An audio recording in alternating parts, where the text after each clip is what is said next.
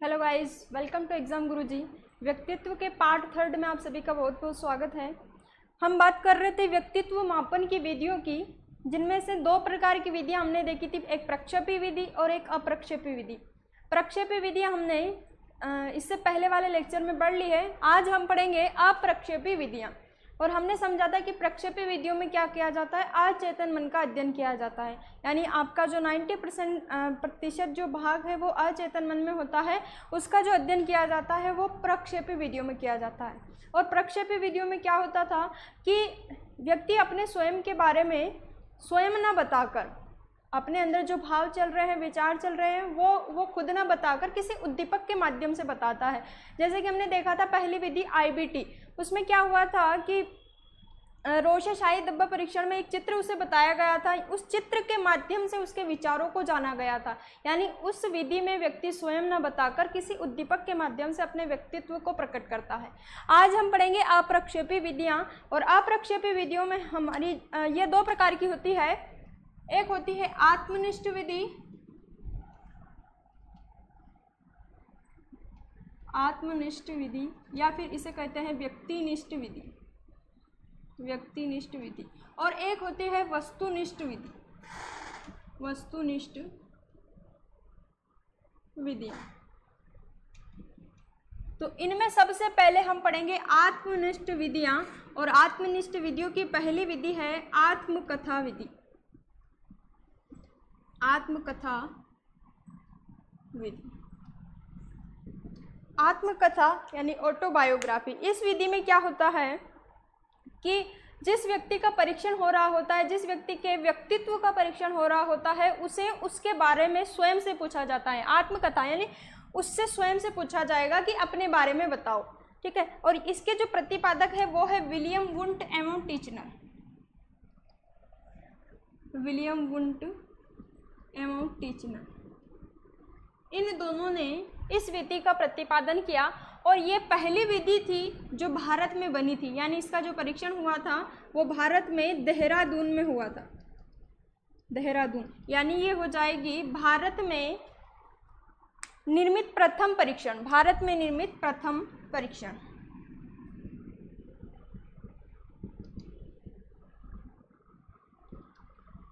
ये विधि जो है अमान्य हो गई। अमान्य इसलिए हो गई कि यदि हम किसी से पूछें कि अपने बारे में बताओ, तो कोई भी व्यक्ति ऐसा नहीं होगा जो अपनी बुराइयां करेगा। वो तो सारी जो उसमें अच्छाइयां हैं वही वो बता देगा, बुराई कोई भी नहीं करता अपनी। इसलिए ये जो विधि है अमान्य हो गई, या कहें इसे अवैज्ञानिक हो गई। वैज्ञानिकता पर आधारित नहीं थी ये, अवैज्ञानिक विधि। आत्मकथा विधि में व्यक्ति से स्वयं के बारे में जाना जाता है, इसलिए ऐसा कोई भी व्यक्ति नहीं है जो अपनी बुराई करेगा या अपनी बुराई स्वयं करेगा। तो इस विधि को अवैज्ञानिक घोषित कर दिया गया, अमान्य घोषित कर दिया गया। दूसरी विधि आती है साक्षात्कार विधि, साक्षात्कार विधि, जिसे हम इंटरव्यू मेथड कहते हैं।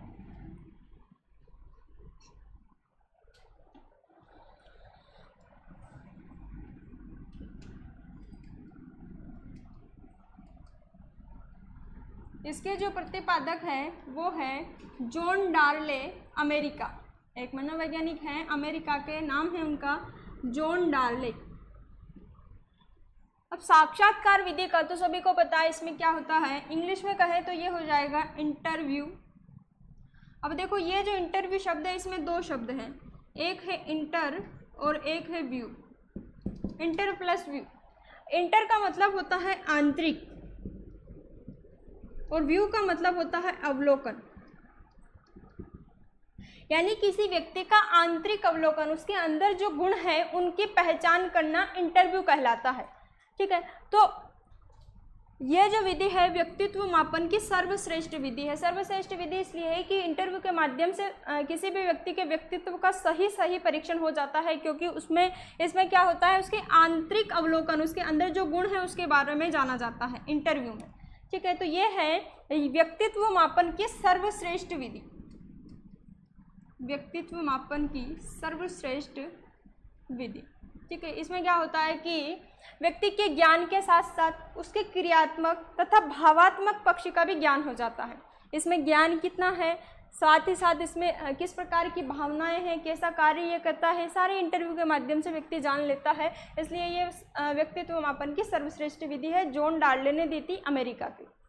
ये 2 विधियां हो गई। तीसरी विधि आती है व्यक्तित्व मापन की अप्रक्षेप्य विधियों में प्रश्नावली या परिसूची विधि।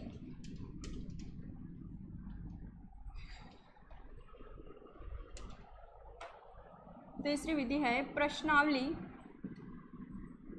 इसी को कहा जाता है परिसूची विधि, परिसूची विधि। और इसके प्रतिपादक का नाम है वुडवर्थ।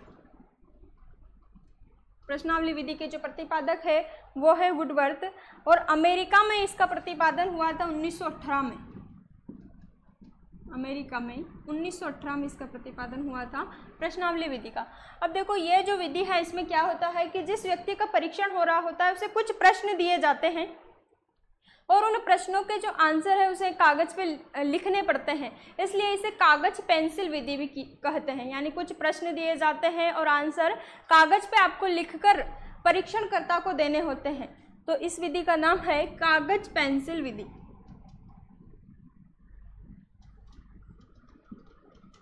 कागज पेंसिल विधि, ठीक है। अब ये जो है इसमें पूरी ये विधि वैज्ञानिकता पर आधारित है, क्योंकि यदि कोई प्रश्न है वो उसे कागज पर लिखकर परीक्षणकर्ता को यदि हम दे देंगे तो उसमें जो गलती होने के चांसेस है वो बहुत ही कम हो जाते हैं, ठीक है। इसलिए इस विधि को वैज्ञानिक विधि कहते हैं, वैज्ञानिक विधि। जबकि आत्मकथा विधि कैसी है, अवैज्ञानिक विधि। और सर्वश्रेष्ठ विधि कौन सी है, इंटरव्यू मेथड या कहें साक्षात्कार विधि। अब प्रश्नावली विधि में 4 प्रकार की प्रश्नावलियां आपसे पूछी जाती है, यानी प्रश्नावली विधि के 4 प्रकार हैं। पहली प्रश्नावली विधि का नाम है बंद प्रश्नावली, बंद प्रश्नावली। दूसरी होती है खुली प्रश्नावली, खुली प्रश्नावली। तीसरी होती है चित्रित प्रश्नावली या कहें चित्रात्मक प्रश्नावली। और चौथी होती है मिश्रित प्रश्नावली, मिश्रित प्रश्नावली। अब बात करते हैं कि चारों में क्या होता है। तो बंद प्रश्नावली की यदि बात करें तो इसमें उत्तर लिखने की आपको स्वतंत्रता नहीं होती है, यानी उत्तर आपको हाँ या ना में जवाब आपको देना होता है। जैसे एक क्वेश्चन हमारे एग्जाम में बहुत सारे क्वेश्चन पूछे जाते हैं जिनके उत्तर आपको केवल हाँ या ना में ही देने होते हैं, वो जो प्रश्नावली कहलाती है उसे कहते हैं बंद प्रश्नावली। यानी आंसर कैसे देने रहेंगे, या तो हाँ या नहीं, ठीक है, ये कहलाती है बंद प्रश्नावली। खुली प्रश्नावली, इसमें आपको उत्तर लिखने की स्वतंत्रता होती है, शब्दों की कोई पाबंदी नहीं होती कि आपको 20 शब्द में ही लिखना है, 20 शब्द में ही लिखना है या 20 शब्द में ही बोलना है। इसमें आपको उत्तर लिखने की स्वतंत्रता होती है, उत्तर लिखने की स्वतंत्रता। तीसरी आती है चित्रित प्रश्नावली या इसे कहते हैं सचित्र प्रश्नावली, सचित्र प्रश्नावली। इसमें क्या होता है कि प्रश्न से संबंधित आपको ऐसा उत्तर मिलेगा कि प्रश्न से संबंधित उत्तर में आपको चित्र दिखाई देगा। जैसे आपने रीजनिंग में बहुत सारे क्वेश्चन देखे होंगे कि एक क्वेश्चन दे दिया जाता है कि इनमें से किस प्रश्न का उत्तर किस चित्र में अंकित है, यानी प्रश्न से संबंधित उत्तर में आपको क्या मिलेगा, चित्र मिलेगा, ठीक है। तो ये कहलाएगी सचित्र प्रश्नावली, यानी प्रश्न के उत्तर से संबंधित चित्र, प्रश्न के उत्तर से संबंधित चित्र।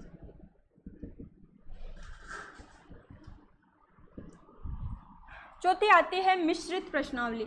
मिश्रित प्रश्नावली में क्या होता है कि ऊपर वाली जो 3 प्रश्नावलियां हैं, बंद प्रश्नावली, खुली प्रश्नावली और सचित्र प्रश्नावली, इस प्रश्नावली में इन तीनों का मिश्रित रूप होता है, यानी ऊपर वाली तीनों का मिश्रण।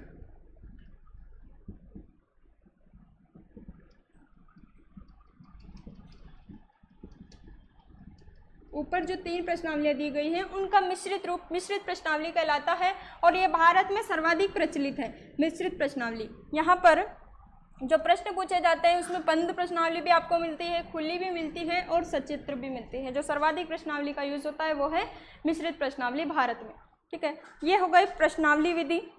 जो हमारी अप्रक्षेपी विधियों की तीसरी विधि थी। आगे हम देखते हैं अप्रक्षेपी विधियों की चौथी विधि, जिसका नाम है इतिहास गाथा विधि। चौथी विधि है इतिहास गाथा विधि, या इसी को कहते हैं जीवन व्रत विधि या जीवन इतिहास विधि।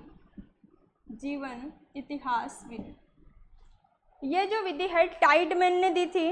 और इस विधि में क्या होता है कि जो समस्यात्मक बालक होता है, यानी जिस बालक को समस्या होती है, जिसका व्यक्तित्व समस्या वाला होता है, उसके बारे में उसके परिवार वालों से प्रश्न किए जाते हैं कि इस बच्चे के जीवन में ऐसी क्या घटनाएं घटी जिसके कारण इसका व्यक्तित्व इस प्रकार का हो गया। यानी इस विधि में क्या किया जाता है, टाइडमैन ने इसका परीक्षण किया था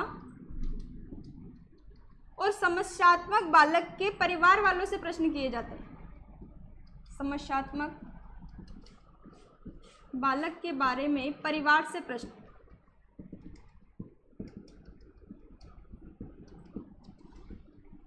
ठीक है, यानी जिस बालक को समस्या है उसके परिवार वालों से उस समस्या के कारणों को जाना जाता है। साथ में ही कारणों को जानकर उनका निदान किया जाता है, या कहें कि कारणों को जानकर उसका उपचार किया जाता है। इसलिए इस विधि को निदानात्मक एवं उपचारात्मक विधि पर आधारित विधि कहा जाता है। यानी ये विधि किस पर आधारित है, निदानात्मक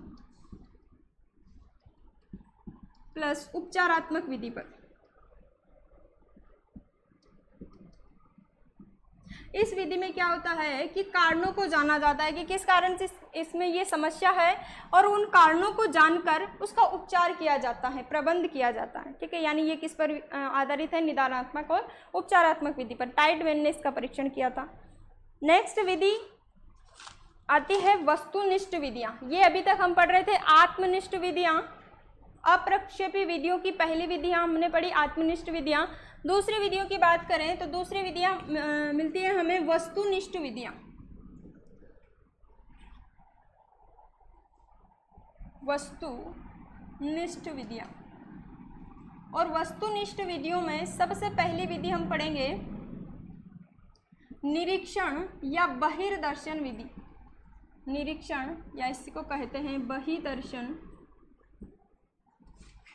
विधि। ठीक है, इस विधि में क्या होता है कि व्यक्ति के व्यवहार को जाना जाता है ना, या और दो प्रकार से इसका परीक्षण होता है, एक तो औपचारिक निरीक्षण और एक अनौपचारिक निरीक्षण। यानी जिस व्यक्ति के व्यक्तित्व का परीक्षण होता है उसे या तो पहले से बता दिया जाएगा कि आज आपके व्यक्तित्व का परीक्षण होगा, आज आपके व्यवहार को जाना जाएगा कि आपका व्यवहार कैसा है। यानी ये जो विधि है कौन सी विधि है, व्यवहारी विधि है, और इसके जो प्रतिपादक है वो है वाटसन। और वाटसन को हम क्या कहते हैं, व्यवहारवाद के जनक। इसलिए इस विधि को कहा जाता है व्यवहारी विधि। व्यवहारी विधि यानी इस विधि में व्यक्ति के व्यवहार का परीक्षण होता है, और वो भी दो प्रकार से, यानी निरीक्षण विधि दो प्रकार की होती है। एक होती है औपचारिक निरीक्षण विधि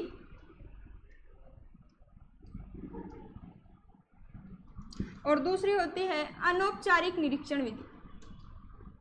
अनौपचारिक निरीक्षण विधि। औपचारिक निरीक्षण विधि में क्या होता है कि पूर्व में सूचित कर दिया जाएगा आपको, यानी पूर्व सूचना दे दी जाती है कि आज आपके व्यवहार का निरीक्षण होगा, पूर्व सूचित किया जाता है औपचारिक विधि में। जबकि अनौपचारिक विधि में पूर्व सूचित नहीं किया जाता, यानी पहले आपको नहीं बताया जाएगा कि आज आपके व्यवहार का परीक्षण होगा, और बिना बताए आपके व्यवहार का परीक्षण कर लिया जाता है निरीक्षण विधि में, जो वाटसन ने हमें दी थी। ठीक है, इसके बाद आती है समाजमिति विधि। वस्तुनिष्ठ विधियों की दूसरी विधि है समाजमिति विधि। अब नाम से पता चल रहा है समाजमिति विधि। इस विधि में क्या होता होगा कि जो बालक है उसके बारे में समाज से प्रश्न किए जाते हैं। यानी इस विधि में क्या किया जाता है, सामाजिक अध्ययन किया जाता है और बालक के गुणों के बारे में समाज से पूछा जाता है। या मैं कहूँ कि समाज में जो सरपंच का चुनाव होता है वो इसी विधि पर आधारित है। कैसे कि यदि हमें सरपंच का चुनाव करवाना है तो 3-4 कैंडिडेट्स उसमें खड़े होते हैं, तो जो समाज के लोग हैं उसी व्यक्ति को चुनते हैं जिसका व्यक्तित्व अच्छा होता है, यानी समाज के लोगों के प्रति जिसका बिहेव अच्छा होता है उसी व्यक्ति का वो चुनाव करते हैं। यानी आपसे प्रश्न पूछ लिया जाए कि समाज में सरपंच का चुनाव जो होता है वो किस विधि पर आधारित है, तो वो समाज मिति विधि पर, ठीक है। और एक और क्लास में जो मॉनिटर का चुनाव होता है वो भी इसी विधि पर आधारित है। मॉनिटर भी उसी व्यक्ति को, उसी बालक को चुना जाता है जिसका बिहेव समाज पर, स्कूल मतलब क्लास में सभी बच्चों के प्रति अच्छा हो, ठीक है। तो ये जो विधि है ये दी थी जैकब मोरेनो ने, जैकब मोरेनो, ठीक है। इसमें क्या होता है, सामाजिक अध्ययन किया जाता है, सामाजिक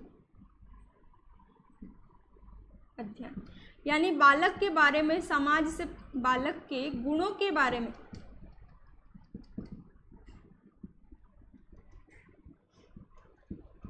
समाज से प्रश्न, ठीक है।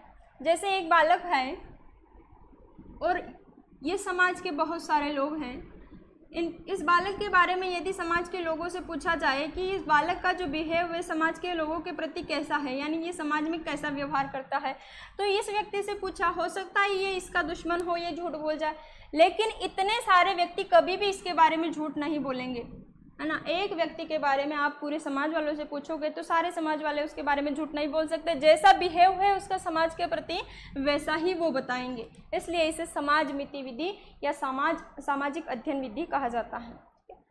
कक्षा में मॉनिटर का चुनाव, कक्षा में मॉनिटर का चुनाव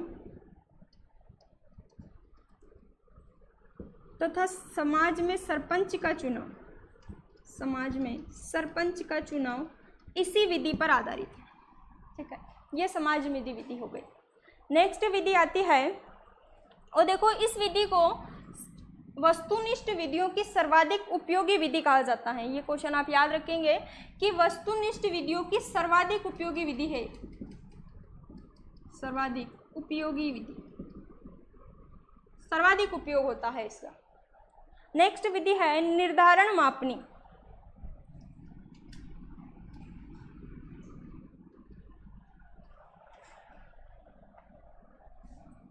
निर्धारण मापनी। इसके जो प्रतिपादक हैं वो है फ्रांसिस गाल्टन, और आप सभी को पता है फ्रांसिस गाल्टन कौन है, जिन्होंने 1885 में बुद्धि शब्द दिया था। निर्धारण मापनी के जनक भी यही है, फ्रांसिस गाल्टन। और देखो इस विधि में 5 बिंदुओं पर या फिर 3 बिंदुओं पर व्यक्ति से प्रश्न पूछे जाते हैं।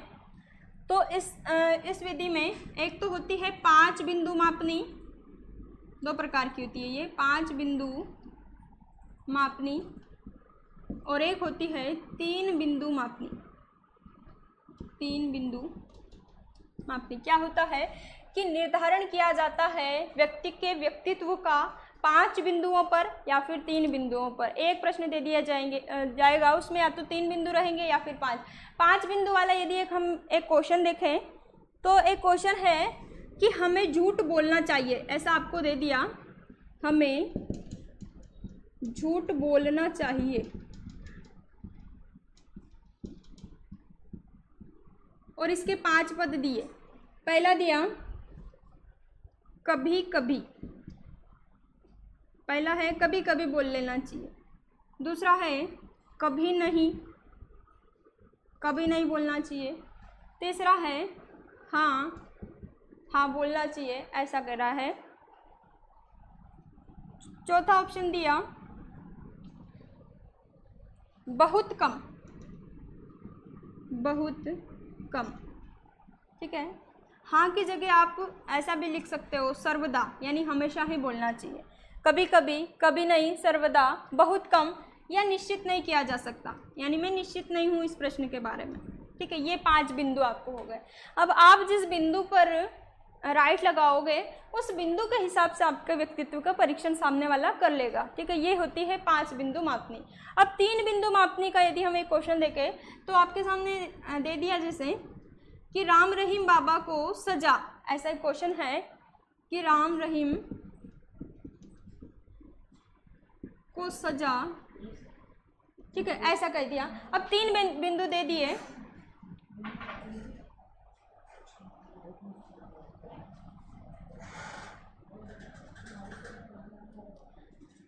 यानी क्वेश्चन क्या है कि राम रहीम को सजा मिलने से, राम रहीम को सजा मिलने से आप क्या है, सहमत हैं, असहमत हैं या निश्चित नहीं कर सकते। ठीक है, ऐसा क्वेश्चन है कि उनको सजा मिलने से आप सहमत हैं, असहमत हैं या निश्चित नहीं कर सकते। तो यदि आप सहमत हैं तो सहमत पर राइट लगा देना, नहीं है तो असहमत पर। अब परीक्षणकर्ता आपके बिंदु को देखकर आपके व्यक्तित्व का परीक्षण कर लेगा कि किस प्रकार का इसका व्यक्तित्व है, कौन से बिंदु पर इसने राइट लगाया है। ठीक है, ये होती है निर्धारण मापनी जो फ्रांसिस गाल्टन ने दी थी। इसमें 5 बिंदु होते हैं और 3 बिंदु भी होते हैं। ठीक है, आगे हम देखते हैं कि वस्तुनिष्ठ विधियों में हमने 3 विधियां देखी, निरीक्षण, समाजमिति और निर्धारण मापनी। ठीक है, इसके बाद आती है मनोविश्लेषणात्मक विधियां। मनोविश्लेषणात्मक विधियां,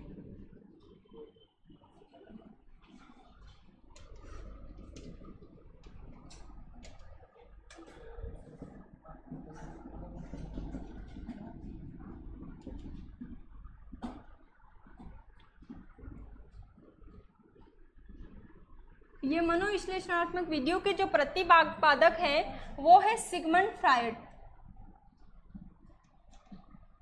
और आपने देखा होगा कि सिगमंड फ्रायड ने ही मनोविश्लेषणवादी सिद्धांत दिया था, और मनोविश्लेषणात्मक जो विधियां हैं उनके जनक भी सिगमंड फ्रायड है। और मनोविश्लेषणात्मक विधियों में इन्होंने 2 प्रकार की विधियां बताई।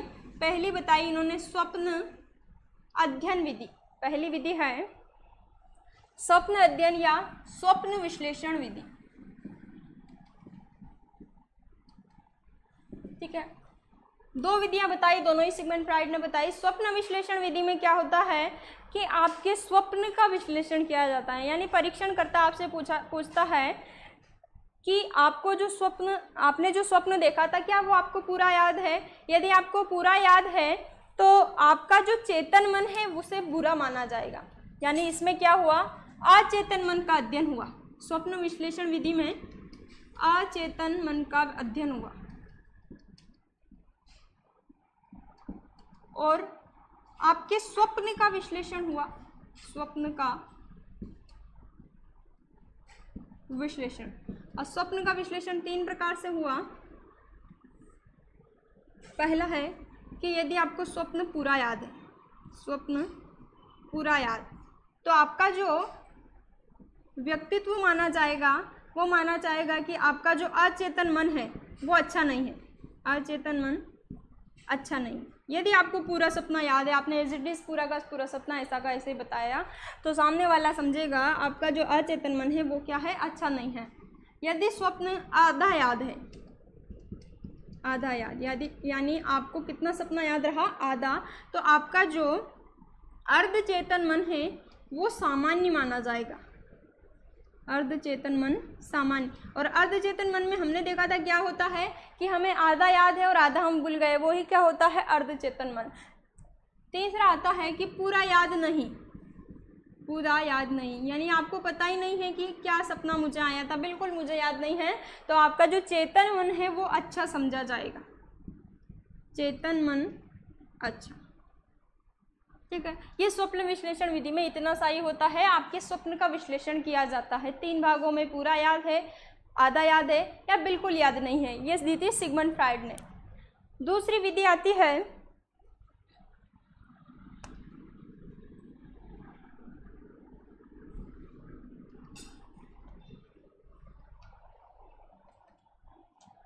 स्वतंत्र शब्द साहचर्य विधि। दूसरी विधि है स्वतंत्र शब्द साहचर्य विधि। इस विधि में क्या होता है कि आपको एक शब्द देगा, परीक्षणकर्ता आपको एक शब्द दे दिया जाएगा और आपको उस शब्द के ऊपर 100 शब्दों में कुछ लिखना है ना, और लिखने के लिए आप क्या हो, स्वतंत्र हो। ठीक है, जैसे मैंने कह दिया आपको कि आपको दे दिया है माँ शब्द, और माँ शब्द पे आपको 100 शब्द लिखने हैं। माँ शब्द पर 100 शब्दों में व्याख्या आपको देनी है। और व्याख्या देने के लिए आप स्वतंत्र हो। चाहे तो आप अच्छा लिखो, चाहे आप बुरा लिखो, आप कुछ भी लिख सकते हो, आप स्वतंत्र हो। और जो आप लिखोगे उस हिसाब से आपके व्यक्तित्व का परीक्षण करता। ठीक है, इस विधि को इंग्लिश में कहते हैं free and association test. Free and association test, यानी ये क्या हो जाएगा, FWAT, फ्री, यहाँ पर वर्ड है free word association test, FWAT। इस विधि में एक शब्द दिया जाता है और आपको 100 शब्दों में व्याख्या देनी होती है। ठीक है, ये मनोविश्लेषणात्मक दोनों ही विधि हमने समाप्त कर ली और ये जो व्यक्तित्व चैप्टर है ये भी आपका समाप्त हो गया। नेक्स्ट चैप्टर में हम देखेंगे वंशानुक्रम तथा वातावरण। ये पूरा व्यक्तित्व हमने पढ़कर समाप्त कर लिया। व्यक्तित्व के प्रकार, व्यक्तित्व की परिभाषाएं, व्यक्तित्व मापन, किस किस प्रकार से व्यक्तित्व का परीक्षण किया जाता है तथा किन किन व्यक्तियों ने व्यक्तित्व का वर्गीकरण किया है वो भी हमने देखा था। आगे लेक्चर में हम देखेंगे वंशानुक्रम तथा वातावरण। आज का चैप्टर यहीं समाप्त करते हैं। आप सभी का बहुत बहुत धन्यवाद।